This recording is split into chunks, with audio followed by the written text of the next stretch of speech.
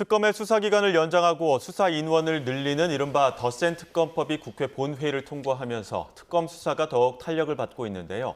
체포동의안이 통과된 권성동 의원의 신병 확보가 특검 수사의 중요한 변곡점이 될 거란 전망도 나옵니다. 특검 수사 소식과 함께 정치권 공방이 있는 사법개혁 논란도 두 분과 함께 정리해 보겠습니다. 조현삼 변호사, 최진영 변호사 두 분과 함께합니다. 어서 오십시오. 네, 안녕하십니까? 네.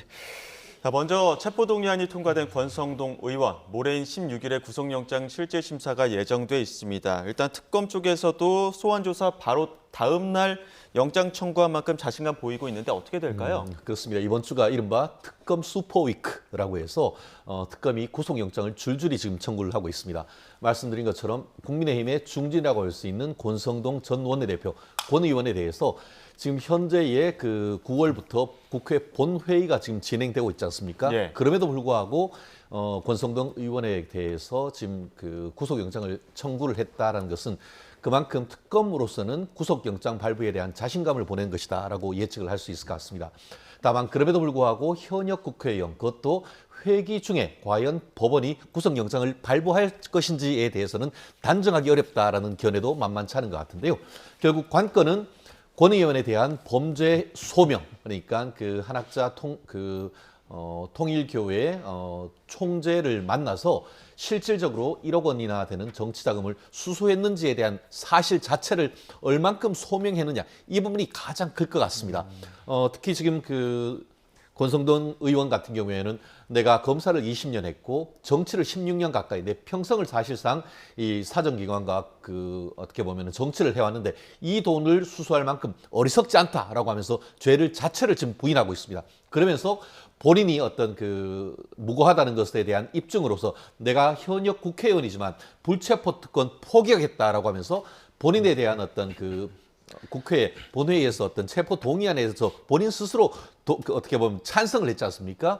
이런 점을 봤을 때 지금으로서는 영장이 발부할 가능성도 상당히 높지만 그렇지 않을 가능성도 만만치 않은 그런 부분이기 때문에 이 상황 속에서 어떻게 보면은 법원이 어떤 판단을 할지에 대해서는 좀 지켜봐야 되는데요. 예전에 이재명 그 대표께서 국회의원 당시에 법원으로부터 영장 실질 심사할 때 영장을 기각하면서 범죄에 대한 소명이 있었지만 야당 대표로서 어떤 도주의 의뢰라든가 이런 부분에 대한 이유를 해서 영장을 기각했는 그런 사안이 있기 때문에 결과를 쉽게 예측하기는 만만치 않은 상황이 아닌가 생각합니다. 네, 말씀하신 것처럼 권성동 의원이 그 입장 발표하면서 일부 또 웃음 띤 얼굴을 보이면서 자신감을 또 표하기도 했었거든요. 어떻게 좀 전망하십니까? 그래서 저는 좀 반대로 예측이 되는데요. 권성동 의원께서는 검사 출신이지 않겠습니까? 예. 법조인 출신이다 보니까 본인의 구속 여부에 대해서 아마 많은 생각을 가지고 있을 거예요. 그 가능성이 굉장히 높다는 사실을 알고 있기 때문에 일종의 뭐 허세를 보인 게 아닌가라는 생각도 들고요. 이번에 체포영장과 관련해서 투표하면서 본인 스스로 가라는 표시된 기표된 용지를 네. 그대로 노출하지 않았겠습니까? 저는 그것조차도 본인의 그냥 정치적 메시지를 던지기 위한 허세가 아닌가 생각이 들고요. 이미 지금 특검이 출범하고 난 다음에 현역 의원에 대한 첫 번째 구속영장 청구였습니다. 자체 살펴보게 되면 특검법이 생긴 이래 처음이라고 할 수가 있어요. 그렇다고 한다면 과연 특검이 어느 정도까지 권성동 의원에 대한 혐의를 입증을 했을 것인가? 굉장히 충분한 입증과 소명이 되었기 때문에 구속영장을 청구했다고 볼 수가 있는 것이고요. 범죄 혐의에 대해서는 윤영호 전 세계 본부장의 진술이라든가 여러 가지 물증, 사진들을 통해서 충분히 입증할 수 있다는 자신감을 가지고 있는 것으로 보여지는 것이고 그렇다고 한다면 증거인멸이라든가 도주 우려에 대해서 재판부를 설득을 해야 된다고 할 것인데 예. 그 부분에 대해서도 마찬가지로 권성동 의원이 차명폰을 사용했다는 것이 나오지 않았겠습니까? 그리고 휴대전화를 교체를 했고요. 그리고 그 윤영호 전 세계 본부장과 접촉하려는 시도가 보좌진을 통해서 확인된 바도 있습니다. 여러 가지 네. 측면을 살펴보게 되면 과연 본인의 범죄 혐의에 대해서 이를 증거를 인멸하기 위해서 어떠한 노력을 한 것이 이미 밝혀진 이상 재판부 입장에서도 마냥 이 부분을 그냥 쉽게 허투루 여길 수는 없는 상황이 아닌가라는 생각이 들고요. 예. 그렇다고 한다면 저는 구속영장이 발부될 가능성이 굉장히 높은 상황이 아닌가 싶습니다. 그러니까 권성동 의원의 주장은 한학자 총재를 만난 적은 있지만 받은 건 없다 이런 주장인데 그러다 보니까 한학자 총재에 대한 조사도 굉장히 중요한 시점이고요. 근데 이제 내일 소환 조사를 다시 한번 통보했는데 과연 한학자 총재는 내일 소환 조사에 응할까요? 현실적으로 지금 그 건강상 이유를 들어서 불출석할 가능성이 높다라는 예측이 나오는 것 아니겠습니까? 실제 특검 같은 경우에는 이미 1차, 2차 소환 통보를 했습니다. 그리고 예. 이번이 3차 소환 통보이기 때문에 과연 이 3차 통보에도 불구하고 불출석할지에 대해서는 좀 지켜봐야 될 것 같은데요. 언론 보도를 보면은 본인이 이제 심장과 관련되는 수술을 했고 그에 따른 예후가 그렇게 좋지 않기 때문에 안전 가료를 요한다 이런 취지의 그 병원의 종합병원의 어떤 그런 소견서와 함께 변호인 의견서로서 제출한 것 같습니다. 다만 그럼에도 불구하고 어쨌든 지금 그 돈을 줬다라고 하는 그런 혐의를 받고 있고 그 상황 속에서 과연 그 출석할 것인가 이것이 문제인 것 같은데요. 지금 한학자 총재 같은 경우에는 얼마 전 같은 경우에 언론 보도를 통해서 내가 아랫사람한테 돈을 주라고 직접 지시한 적은 없다라고 하는 얘기를 밝혔지 않습니까? 예. 하지만 직접 지시한 사실은 없지만 현황과 관련해 가지고 돈을 이렇게 줬다라는 사람에 대한 어떤 그 윤모 본부장의 지금 그 진술은 있지 않습니까? 예. 그렇기 때문에 어쨌든 특검으로서는 가장 윗선이라고 할 수 있는 한학자 총재에 대한 수사는 불가피하다라고 밖에 볼 수가 없습니다. 다만 그것이 출석을 반드시 해야 되는지에 대해서는 아직까지 좀 의문이 없진 않습니다만 부합의 평등 이런 취지에 비춰봤을 때 지금 전직 대통령 부부도 특검에 지금 출석을 해서 조사를 하는 그런 상황이라고 한다고 하면은 지금 한학자 총재도 마땅히 나와야 되는 것은 맞습니다. 하지만 한학자 총재 같은 경우에는 통일교라고 하는 어떤 종교 단체의 사실상 대표기도 하지 않습니까? 그런 부분에 대한 어떤 특검의 배려, 어떤 고려 이런 부분이 어떻게 작용할지 좀 복합적으로 고려되는 부분이 아닌가 생각합니다. 예, 특검이 바라보고 있는 거는 한학자 총재가 투트랙으로 정치권에 청탁을 했다는 거 아닙니까? 어떤 트랙으로 어떻게 좀 선을 댔다는 겁니까? 크게 살펴보게 되면 윤석열 전 대통령을 직접적으로 겨냥하는 루트가 있을 수가 있는 것이고요. 그다음에 네. 김건희 여사를 향한 루트가 있을 수가 있겠죠. 윤석열 전 대통령을 향하기 위해 그 통로를 이용한 것이 권성동 의원이 아니겠습니까? 세계일보 부회장을 통해서 권성동 의원을 소개받았다라고 윤영호 전 세계본부장의 진술이 있죠. 그걸 통해서 돈은 금품이 오가고 그다음에 권성동 의원을 통해서 윤석열 전 대통령에게 직접적으로 영향력을 행사했다. 각종 그 통일교와 관련된 사업을 적절히 성사될 수 있게 청탁을 했다라는 것이 핵심적인 내용이고요. 김건희 여사를 통하기 위해서 건진법사를 통한 거 아니겠습니까? 윤영호 전 세계본부장이 건진법사를 통해서 김건희 씨에 대해서 각종 청탁을 했다라는 것이 두 가지 트랙이라고 할 수가 있겠죠. 여기에 대해서 한학자 총재가 그러한 사실관계를 부인하고 있는 것 자체가 저는 굉장히 위험하다고 보여지는 것이 일정 부분 인정을 할 것은 인정을 하고 수사에 대응을 해야 됨에도 불구하고 전면 부인하는 것이 과연 본인에게 유리할 것인가. 지금 출석을 2차례 거부했고 이번 출석까지 거부하게 된다면 저는 특검이 더 이상 기다리지는 않을 겁니다. 이미 시간이 한정적이고요. 그리고 이 사안에 대해서 상당 부분 혐의가 입증이 된 상황인데 종교 지도자라고 해서 구속영장을 청구하지 않을 것이다. 저는 그렇게 보지는 않고요.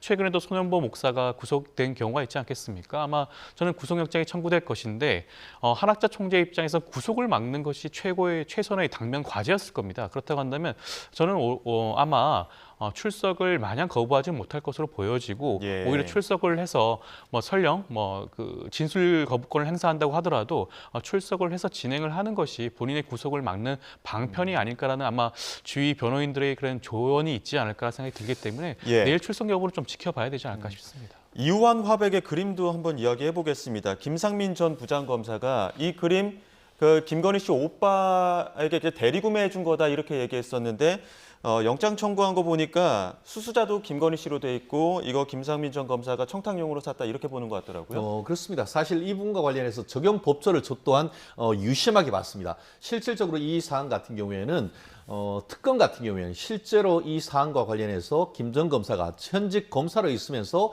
부산 지역에 이렇게 창원 지역에 이 국회의원 출마를 하면서 그 출마의 청탁과 관련해 가지고 이와 같은 그 이우환 화백의 그 고가의 그림을 김건희 여사 측에 전달했다 이런 취지로 지금 보고 있는 것 아닙니까? 그렇게 하면서 처음에 보면은 이 청탁과 관련해서 뭔가를 줬다라고 할 경우에는 공무원이면 그것이 뇌물이지만 공무원이 아니면은 특가법상의 어떻게 보면 그 알선 수재 혐의입니다. 예. 그런데 처음에 이제 언론의 그 특검은 뭐라고 했냐면 그 뒤에 사실상 윤 대통령이 있다라는 것을 겨냥을 하면서 특가법이 아니고 뇌물로서 적용을 하려고 했던 의도가 보였습니다. 그렇지만 최종적으로 지금 현재의 김 전 검사에 대해서 그 구속영장을 청구할 때는 뇌물죄로 하는 것이 아니고 말씀드렸듯이 관련해서 부정청탁 금지법을 적용했단 말이에요. 결국 이 부분이 처음의 의도는 윤석열 전 대통령과의 어떤 연관성을 해서 거기에 어떤 그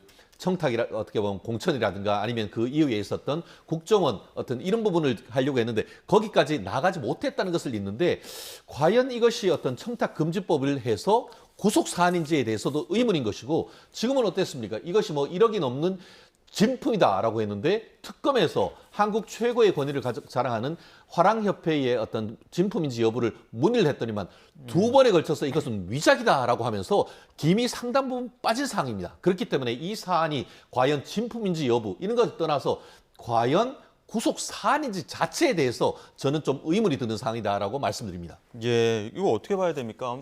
준 사람은 위작이라고 몰랐을 수도 있는 거 아닙니까?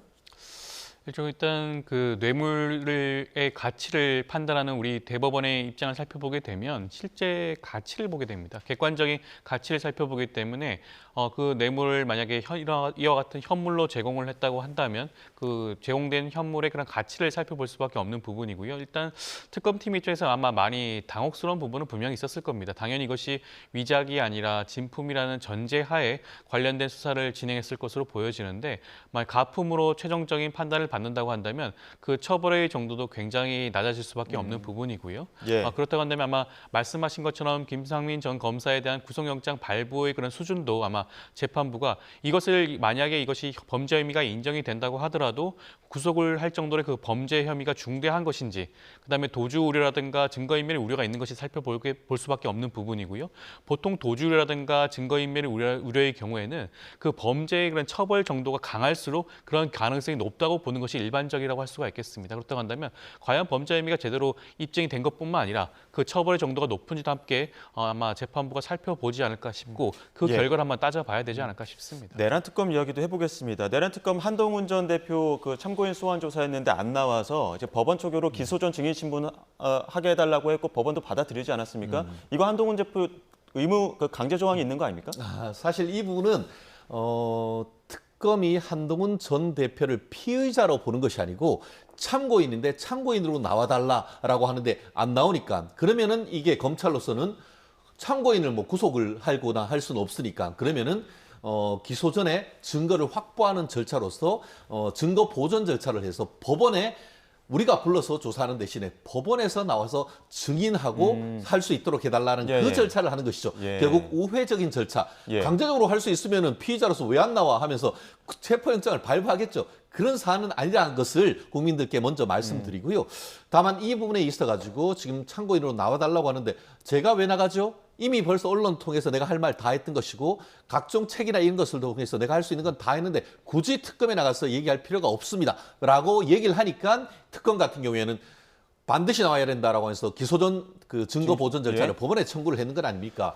그런데 여기에서도 어쨌든 법원에서 부르기 때문에 아마 한동훈 전 대표는 나가긴 나갈 수밖에 없을 겁니다. 하지만 거기에서 사실은 뭐 지금 참고인이라고 하지만 실질적으로 민주당은 어떻습니까? 거기에 법적 책임을 져야 된다. 몰랐다면 무능이고 알았다고 했다 알면서도 모른 척 한다고 하면은 그거에 대해서는 지금 그 공범이다. 이런 취지로 나오기 때문에 아마 출석은 하되 증언 거부식으로 어떻게 보면 이 사안에 대해서 법률가로서의 대응할 가능성을 전 예측해 예. 봅니다. 근데 한동훈 전 대표는 할 테면 해봐라 이런 지금 취지의 이야기를 하고 있는 것 같던데요.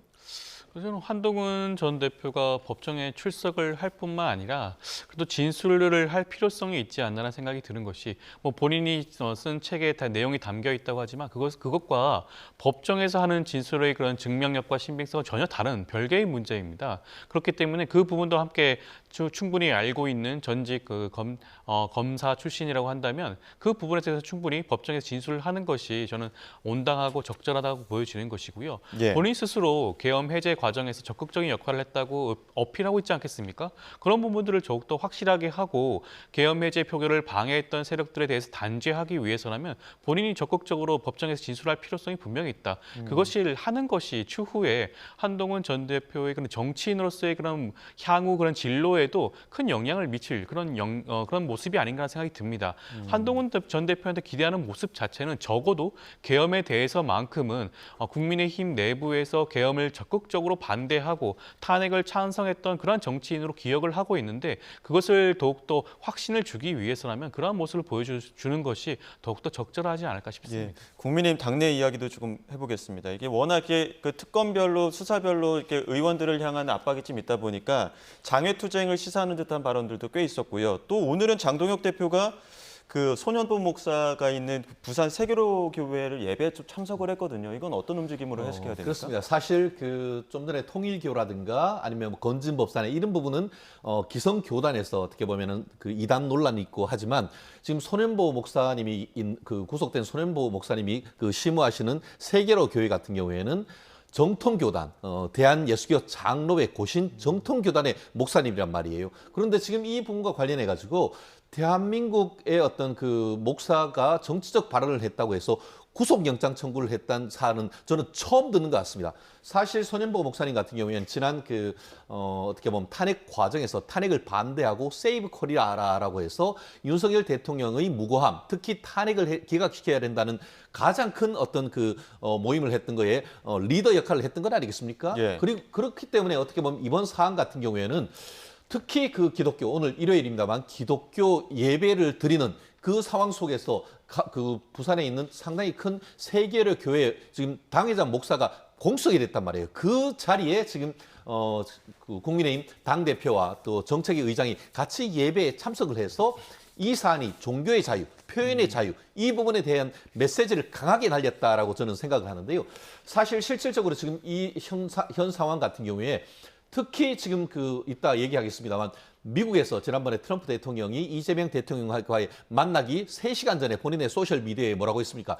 한국의 숙청과 혁명이 일어나고 있다라고 하면서 미군 부대를 급습하고 교회를 압수수색한 것에 대해서 상당히 비판적으로 하면서 이재명 대통령에게 물어보겠다라고 얘기했던 것 있지 않습니까? 예. 실질적으로 그와 같은 맥락에서 봤을 때 이번 구속영장 이런 부분도 어떻게 보면은 미국 측과 어떤 전체적인 조야의 의견을 듣고 지금 장동혁 대표도 그러한 미국의 의견을 상당히 예. 반영을 하고 있는데 어쨌든 지금 종교의 자유 이런 부분에 대해서 민주당 어떻게 보면 특검을 빌려가지고 상당히 탄압하고 있는 이런 모습을 국민들에게 강하게 어필하는 것인데 저는 적지 않은 기독교인 나아가 종교인들은 상당 부분 그와 같은 장동혁 대표의 말씀에 공감할 수밖에 없다라고 저는 생각합니다. 말씀하신 걸 들으니까 종교 탄압 부분에 굉장히 목소리를 싣고 있는 게 이번에 손현보 목사 구속된 것과 관련해서도 장동혁 대표가 이거 미국에 매를 번 것이다 이렇게 또 얘기를 하더라고요.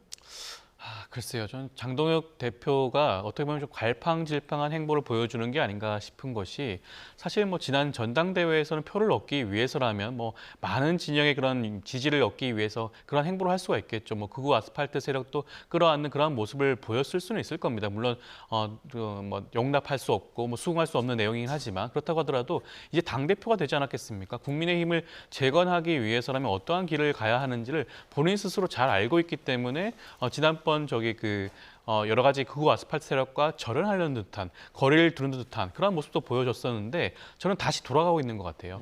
지금 세계로 교회 같은 경우에는 극우 아스팔트 세력으로 대변되는 윤 어게인 세력과 밀접한 관계가 있는 단체 아니겠습니까? 그렇기 때문에 손현보 목사가 구속이 된 그런 상황에 맞닥뜨린 것기도 하죠. 물론 예. 종교의 자유 보장되고 있습니다. 그렇다고 하더라도 헌법과 법률이 보장되는 틀 안에서만 이루어진다고 할 수가 있겠죠. 어떻게 불법 비상계엄을 옹호하고 탄핵을 반대하는 그러한 세력 그리고 사실상 윤석열 전 대통령을 지지하고 다시 재용립하려는 그러한 세력과 함께 할 수가 있겠습니까? 이것 자체가 저는 장동혁 대표가 올바른 선택을 하지 못하고 있는 상황이 아닌가 생각이 들고요. 예. 앞서 말씀하신 것처럼 트럼프 대통령이 손현보 목사의 그런 구속과 관련돼서 정부 탄압으로 이번 조지아 배터리 공장 사태를 일으킨 게 아닌가라는 그런 지적을 하는 것으로 보여지는데 그것 자체가 허무맹랑한 얘기죠. 이미 손현보 목사에 대해서라면 아마 과연 미국 언론에서 어떻게 다루고 있는지 살펴보면 됩니다. 소년범 목사에 대한 언급 전혀 없어요. 미국에서는 관심조차 없는 사안입니다. 배터리 공장에서 이번에 불법적으로 구속된 우리 한국인 근로자의 경우에는 귀국이 지연된 이유는 트럼프 대통령이 밝혔지 않겠습니까? 미국에 있는 근로자들에게 교육을 했으면 좋겠다. 그러한 목적으로 한 번 더 설득을 하는 과정 때문에 귀국이 하루 정도 늦었다고 볼 수가 있는 거겠죠. 이것을 어떻게 보면 그런 극우적 입장에서 발언한 것 자체가 우리나라 원내 제2 야당 대표로서는 발언으로서는 굉장히 부적절한 게 아닌가 싶습니다. 예. 자, 이 부분도 한번 보겠습니다. 검찰개혁 이후에 지금 사법개혁안 두고 굉장히 속도를 내고 있는데 여당은 추진하고 있고 야당은 굉장히 반발하고 있거든요. 여기에 대해서는 두 분 어떤 의견이십니까? 사법개혁이 아니고 개악이죠. 결국 현재 같은 경우에는 민주당이 사실 180석에 넘어서 개헌 외에는 할 수 있는 모든 것을 다 할 수가 있지 않습니까? 그렇게 하면서 말은 개혁이다라고 하지만 사실상 이제는 사법부도 내 주머니에 넣겠다는 건 아니겠습니까? 내일한 특별재판부를 지금 만들겠다는 거 아니에요? 예. 사실 지금 1996년에 헌법재판소에서 일반 재판이 아닌 군대 사건에서 군사재판 받는 것도 위헌이다라고 하면서 했던 사건에 대해서 군사법원 같은 경우에는 헌법에 근거가 있고 군인이라는 특별한 사정이 있으며 또 대법원의 재판을 받을 권한이 포함이 돼 있기 때문에 그건 합헌이라고 했습니다. 하지만 이번 사안 같은 경우는 어떻습니까? 아예 윤석열 대통령이 임명한 대법관은 대법원에 갔을 때도 배제시켜버리고 본인들이 추천했던 재판부로서 만들겠다고 하는 것은 이거는 사실 99%를 넘어 100% 위헌이라고 밖에 볼 수 없죠. 그랬기 때문에 지금 사법부에서도 이 40여 명의 전북 법원장을 긴급 회의를 했던 건 아니겠습니까? 이 부분에 대해서 조심스럽고 신중하다라고 했지만 정치적인 발언에서 신중하라는 것은 그것은 해서는 안 된다는 말을 애둘러서 얘기를 하는 것이죠. 거꾸로 지난번에 법원 행정처장이 뭐라고 했습니까? 만약에 이렇게 했을 때 이 중요한 재판이 재판 구성에 문제가 있어서 나중에 다 무효가 되면 어떡하겠습니까? 라는 그런 우려가 있는 것이고 민주당 내에서도 판사 출신의 국회의원께서 그와 같은 문제를 제기를 하고 있다라고 한다고 하면 이 정도 선에서 스스로 자제하는 것이 맞다. 그보다 더 나갔을 때는 오히려 국민의 역풍이 기다리고 있다라고 저는 생각을 합니다. 어떻게 보십니까? 일단 사법개혁이라는 것 주체는 사법부가 아니에요. 국민입니다. 국민을 대표하는 게 누구죠? 국회예요. 그리고 대통령이 될 수도 있겠죠. 사법부 자체는 선출된 권력이 아닙니다. 임명된 권력이 불과함에도 불구하고 스스로가 지금 어떻게 보면 사법개혁의 주체가 되려고 하는 모습이 아닌가 생각이 들어서 굉장히 우려스럽다고 할 수가 있겠고요. 사법부는 사법개혁의 주체가 아니라 사법개혁의 대상이라고 할 수가 있겠습니다. 그렇다고 한다면 국회에서 충분한 논의를 거쳐서 사법개혁이 이루어질 수도 있는 부분이고요.